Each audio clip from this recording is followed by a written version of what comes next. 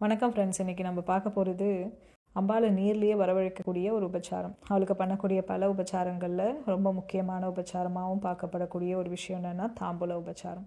நம்ம பக்தியோடு கொடுக்கக்கூடிய ரொம்ப எளிமையான தாம்பூலமாக இருந்தாலும் அவன் ரொம்ப சந்தோஷமாக ஏற்றுப்பாலாம். நம்ம செவ்வாய் வெள்ளிக்கிழமையிலேயே வீட்டில் ரொம்ப எளிமையான முறையில் தாம்பூலம் வைப்போம். அவளுக்கு எல்லா தேவி வழிபாடுன்னு போதும் நம்ம தாம்பூலம் வைக்கிறது ஒரு வழக்கம். அதில் பார்த்திங்கன்னா நம்ம வெத்தலை, பாக்கு, வெள்ளைக்கட்டி, இல்லை சக்கரை குவியல், இல்லை சாக்லேட், இல்லை கேசரி ஏதாவது ஒன்று வச்சு அவளுக்கு கண்டிப்பாக அவளுக்கு படைச்சிருவோம். அவளுக்கு லலிதா சஹஸ்ரநாமத்தில் தாம்பூல பொரித்த முக்கின்னு ஒரு நாமமே இருக்குது. அந்த நாமத்துக்கு என்ன அர்த்தம் அப்படின்னு பார்த்தோன்னா, எப்போவுமே வாய் நிறைய வெத்தலை போட்டுக்கிட்டு சிவந்த வாயோடு இருப்பாளாம் அம்பாள். அதாவது தாம்பூலம் சாப்பிட்டு புன்முறுவலோட பூரித்த முகத்தோட காட்சி கொடுப்பாலாம் அம்பாள். அவளுக்கு அவ்வளோ விருப்பமாக தாம்பூலம் அப்படின்னா. நம்ம நவராத்திரி வழிபாடின் போது நம்ம பார்க்குறோம் தாம்பூலம்ன்றது எவ்வளோ முக்கியத்துவம் வாய்ந்தது அப்படின்ட்டு.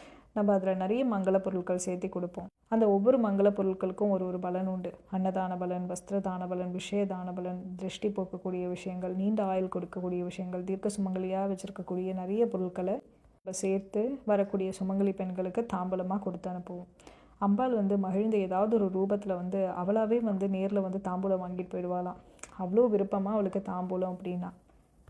கண்டிப்பாக இந்த வீடியோ மூலியமாக உங்களுக்கு தாம்பூலத்துடைய மகத்துவம் தெரிஞ்சிருக்கும். அம்பாளுக்கு இது எவ்வளோ விருப்பம் அப்படின்னு தெரிஞ்சிருக்கும்.